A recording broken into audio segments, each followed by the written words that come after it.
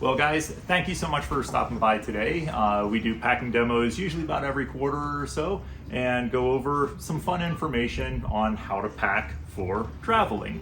Today's going to be a little bit different format than what we usually do. We quite often are talking about using one of our standard carry-on size pieces, which is this guy, something like this. And how to pack, we usually do how to pack for business and how to pack for leisure. Well, I wear a lot of Hawaiian shirts. I very rarely travel for business. So today we're going to be talking more about leisure traveling and packing light. So we're not going to be talking about that big guy. We're going to be talking about life preserver bags and how to travel without extra stuff, basically. One of the big things that we get a lot of feedback here in the store about is, hey, I'm really concerned. Last time I traveled, I got gate checked and they took away my bag. How do I prevent that from happening? Across the board, anything with wheels on it is way more likely to get gate checked on you than a backpack will. I was flying back up here from Dallas and we spent some extra time. I lucked out and got invited to the Amex Super Lounge or whatnot. And we ended up spending a little bit too much time in there. We got to our gate and we were in like boarding group 8 and they say, hey, everybody, sorry, you can't walk on with any carry-on. This backpack is every bit as large as that carry-on was. I walked straight onto the plane, no problem. This doesn't get gate checked ever. I have never been gate checked using a backpack or a duffel. When you're carrying a wheeled carry-on, quite often those are going to be the first ones to say, hey, sorry, that thing can't fly. Not a big deal. Usually it's going to make it to the destination because, well, it's going to make it on the plane. Not always, but most of the time. So talking about some of our carry-on and life preserver bags, what we need to think about when we're using these is, first and foremost, I have a couple of dimensions. United Airlines says 17 by 10 by 9. Southwest throws in a bunch of decimal points, which is kind of annoying when I'm trying to squeeze it in there. 16 and a quarter by 13 and a half by 8. Neither of these bags necessarily fit those dimensions exactly. So at the end of the day, bear in mind the gate attendant and the flight attendant, what they say, that's law.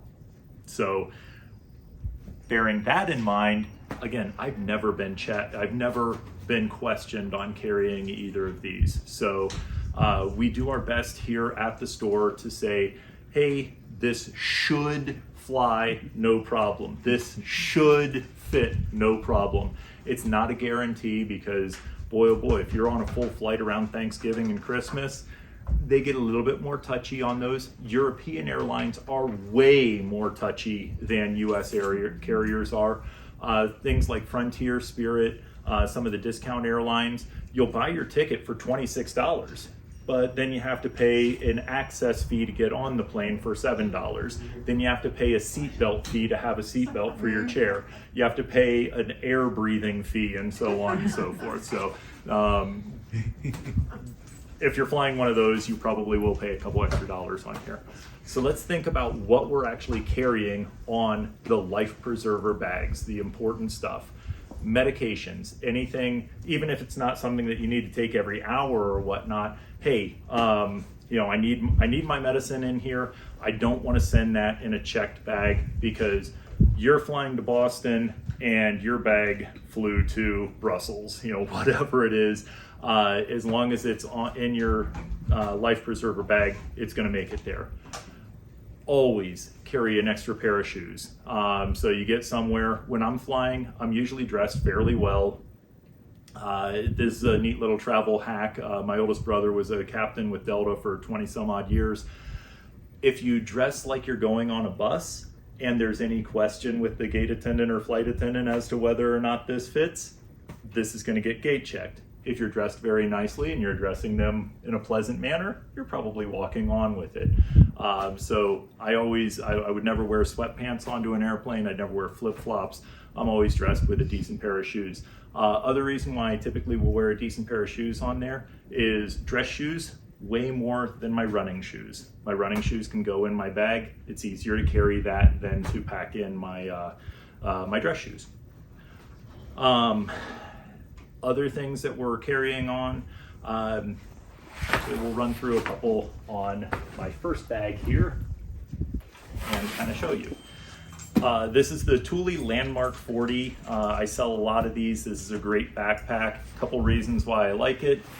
It has very good shoulder straps. It has a hip pack or a hip strap as well as a sternum strap that distributes weight very effectively. So if you're concerned, oh boy, I don't want to carry a backpack because it puts too much strain on my shoulders, look for something that's going to have those hip straps. That puts a little bit of the weight down here on your hips. The sternum strap also distributes it. This is an easy backpack to carry. When we look at what's actually inside, on this one, it has a hard top to it. That means that I can carry my sunglasses in here. Again, if I'm flying somewhere, it's usually somewhere fun, try to go down to the Caribbean or whatnot, I need my sunglasses when I get off the airplane. I don't want to have to wait and have them somewhere else, immediate access there. Very important, carry some breath mints with you, okay? You're gonna take a snooze when you're on a plane, even if it's an hour-and-a-half flight or whatnot. You wake up, it's nice to have just a quick breath mint. I will always carry a pen, never know when you need it. It's something that stays in my bag all the time because if I am flying overseas, I will always forget that I have to go through customs and I'll be like, oh, hey, can I borrow a pen from you? Just always have a pen or two in a bag. That's good. Leave it in there. It'll never get checked or anything like that. Or never cause a problem going through TSA rather. Chapstick. Again, falling under the category of leave it in your bag. If you need it, great, you have it, it's there. It's one of those simple things that, boy, oh boy, I wish I had some chapstick. I will carry chargers with me inside my bag. That's just a simple one. Most people are already doing that, but just like to make mention of that. When we actually look at the inside of one of these guys, this guy open. There are 3 types of backpacks that we sell. Some are going to be business travel. That's going to have a slot for your personal laptop. It's going to have a slot for your work laptop. It's going to have a slot for your personal iPad, your work iPad, and 10 other things in there. They don't have a whole lot of storage capacity. The 2 backpacks that I brought out here today, one is from Victorinox and one is from Travel Pro, or one is from Thule here. These are caves on the inside. I am going to have my dock kit because, again, falling under the category of I want to arrive with my toothbrush, with deodorant. Dock kits are kind of interesting. According to all of our flight information from the airlines, according to TSA, you are officially allowed a 1-quart bag with as many up to 3.4 fluid ounce bottles as you can fit in there if you're carrying shampoo, lotions, anything like that. I did a little science experiment this summer where I was flying, and I normally carry the, you get them from the dentist or whatnot, the travel size toothpaste things. I was out of those. Well, I had an 8.4 ounce tube of Crest or whatnot. I figured, you know, hey, if it gets confiscated, I'll just buy one when I get there. I flew both directions, overseas and back, no problem carrying that. That's simply, it worked for me. Doesn't guarantee that it works for anybody else, but 10 years ago, they were very, very restrictive on some of those, anything liquid. They've loosened that up a little bit. It's no guarantee, because I've got another story on that here in a little while, but it's something that if you're sitting there stressing the night before you're flying, saying, I'm out of travel toothpaste, throw in a regular tube. If it gets confiscated, no big deal. You can buy toothpaste everywhere in the world. Fair enough? I use packing cubes. Okay, this is going to help out a ton when we start talking about keeping organized when we're traveling. I ended up on this bag not putting a whole lot in here. This is a very light bag. I have plenty of room to buy gifts and bring them home for the family kind of thing.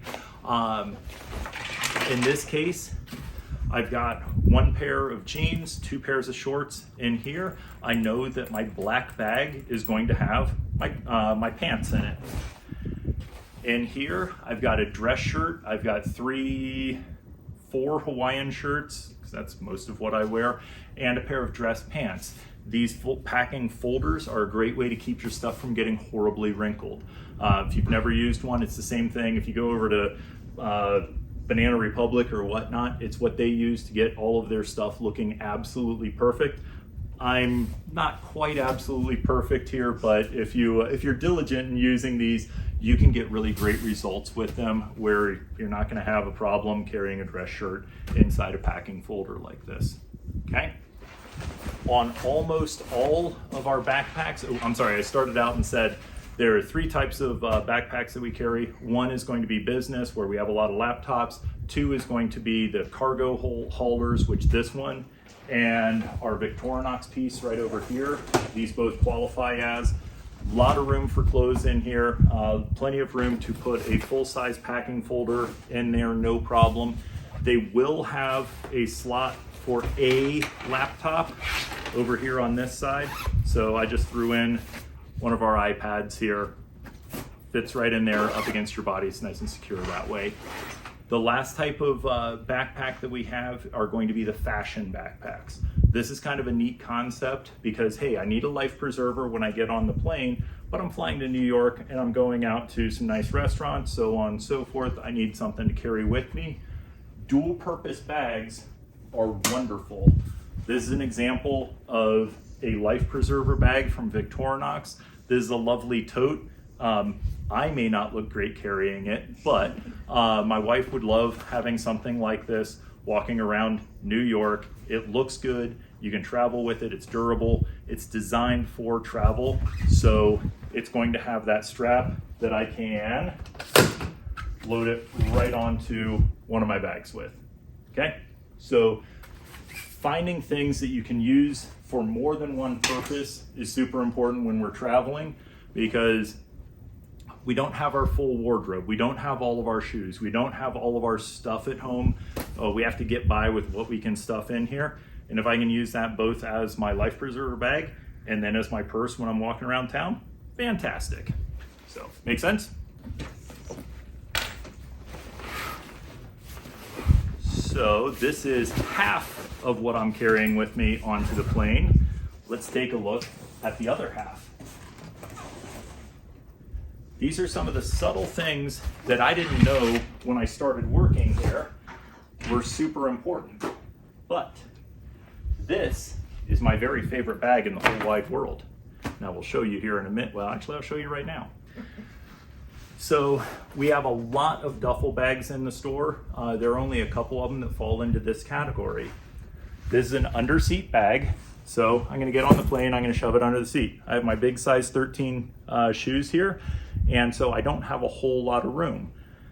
Key to this bag is I've got a zippered pocket on both ends, so I can still access the things that I need without saying, oh, I'm sorry, excuse me, oh, sorry, oh, I'm just trying to get to my bag. I just simply lean over and unzip it. I don't have to get to the center of it. Does that make sense? Okay, so what do I carry in here? One end, I'm gonna have a good set of headphones.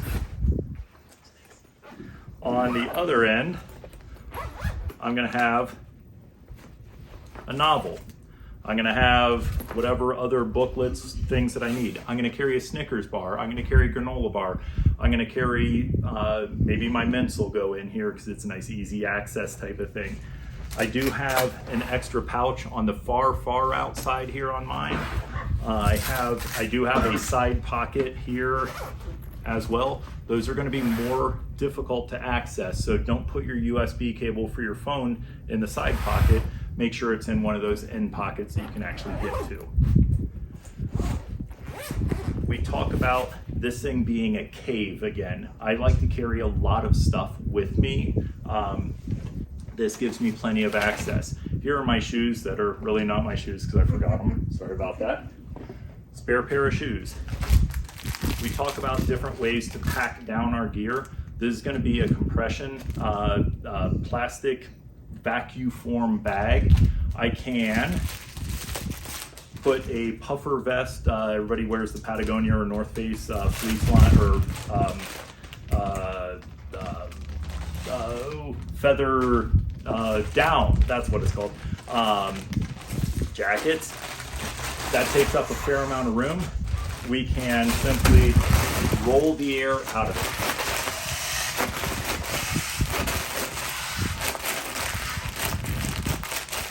And so that big jacket shrinks down into something next to nothing size. We have a whole bunch of different versions of this. The Eagle Creek ones are very popular. You can kind of feel any of these. This one is a very thin feeling plastic, probably good for 30 to 50 uses. The Eagle Creek ones are much more durable feeling. I would anticipate you can use this 100 times or so. We have them in a few different sizes and such. I'm a big guy. I can easily fit a couple of jackets into one of these. We continue on with what we're actually carrying. I'm carrying 6 t-shirts. I'm going on a vacation for 5 days. I've got 3 pairs of pants plus what I'm wearing onto the plane. I've got 6 t-shirts. I've got 6 pairs of socks. I've got 6 pairs of underwear. Then, something that I always forget is I want to carry a pillowcase. I want to carry a pillowcase because what do I do with my laundry? Great, I used 3 days worth of clothes. Where does it go? I know it can go in here. I can kind of keep this off to the side in the hotel room, and it's pretty cool because it's Star Wars.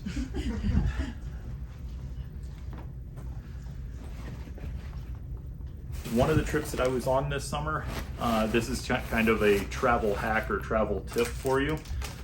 Flying through Dallas this summer, I was coming back from the Caribbean. I picked up some rum in duty free, and it's all sealed in their nice duty free bag and so on and so forth. And you're allowed to carry that on as carry on from the islands or wherever you're coming from. Get onto the plane, fly into Dallas, get off the plane, have to go through customs. And this is kind of where I had no problem carrying toothpaste on, but they open up my duty free, and I'm like, it's sealed. It's sealed with the duty free symbols and so on and so forth. They didn't care. They were slicing open everything that came through, and they were putting it in their magic thing to see if it really was alcohol or if it was something else. And he says, well, this bottle went through okay, but this one, we don't know what's in there. I'm like, it's rum. But they disagreed with me. They said, well, you have 2 options. You can leave it with us, or you can, yeah, they didn't give me the option of drinking it. I was like, oh, I could have done that. Or you can go back and check it. So I said, well, it's an expensive bottle, so I'll go back and check it. So I went back, I shoved it into here. I went back and I checked this bag for $45 or whatnot. So my reasonably priced rum is now kind of expensive rum, and it was a little bit of a pain. So I get back up and I have my other bottle that they had resealed. I was trying to carry 2 bottles. I have my other bottle that they had resealed, and I walk up to them and they say, okay, cool. They cut it open and they put it back in their scanner. And I'm like, you guys, you literally just did this. The same employee literally just did this. And he goes, well, we always have to check it anytime you're going through. And so sometimes it doesn't pass the second time. And I'm like, is this some kind of a racket? And it totally is some kind of a racket, my opinion. Fortunately, it did pass the second time, and so I was able to carry it on. Where I'm going with that little story is if you're bringing back any alcohol and you're flying through Dallas, put everything in checked and let it go all the way to the destination. Beforehand. Or drink it beforehand. Yes. So that was kind of an important lesson to learn there. I was a little frustrated with that. Or you can go to Puerto Rico since it's U.S. territory. Yes. You don't have to go through customs. And that I was also in Puerto Rico this summer, and I brought back a couple bottles. If you ever go to Puerto Rico, you're flying probably into San Juan. The Bacardi distillery is right across the bay.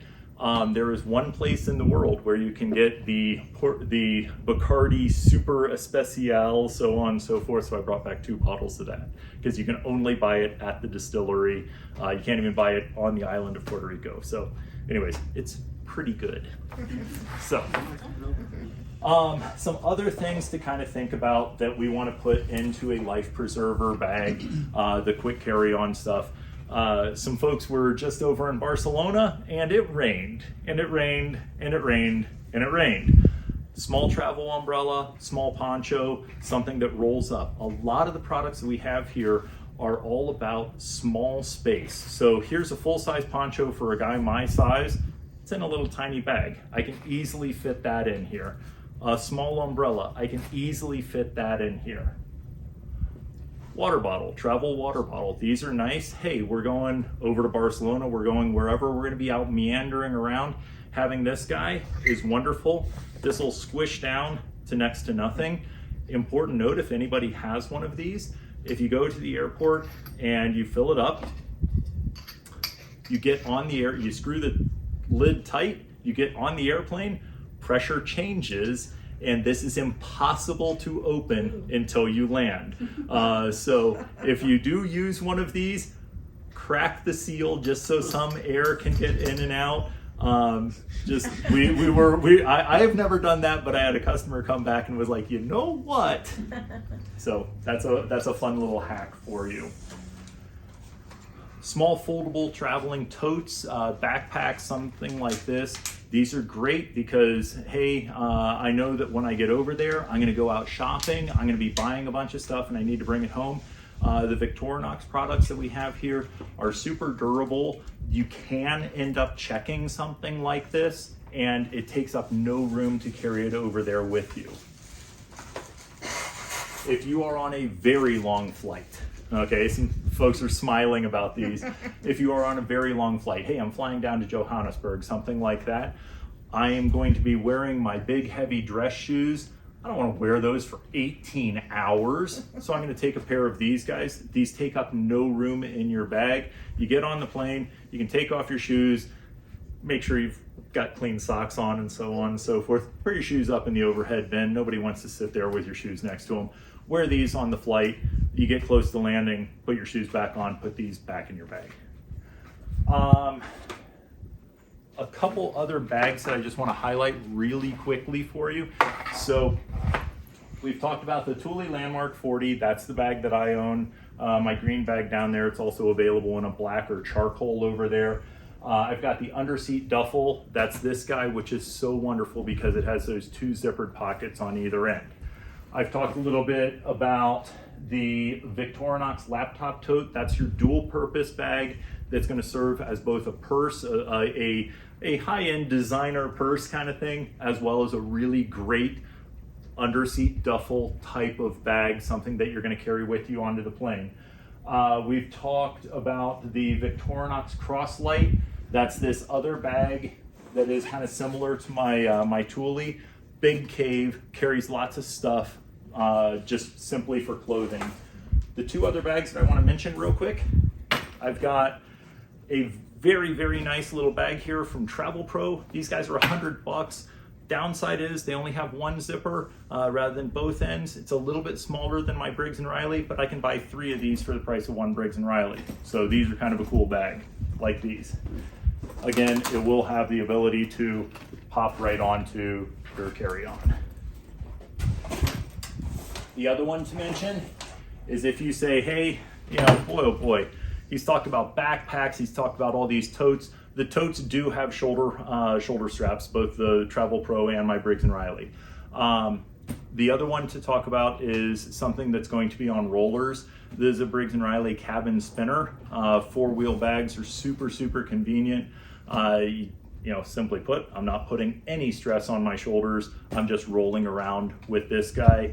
Got a nice big pull handle here, so on and so forth. We can carry a fair amount in here, usually one laptop, and then again, this is going to be a bag that is a big cave that I can fit a laptop or a tablet in the front pocket, and then a lot of space on the inside. So those are some kind of good bags to take a look at, some stuff that works really, really well for us, things that we think highly of. Comments, questions, concerns?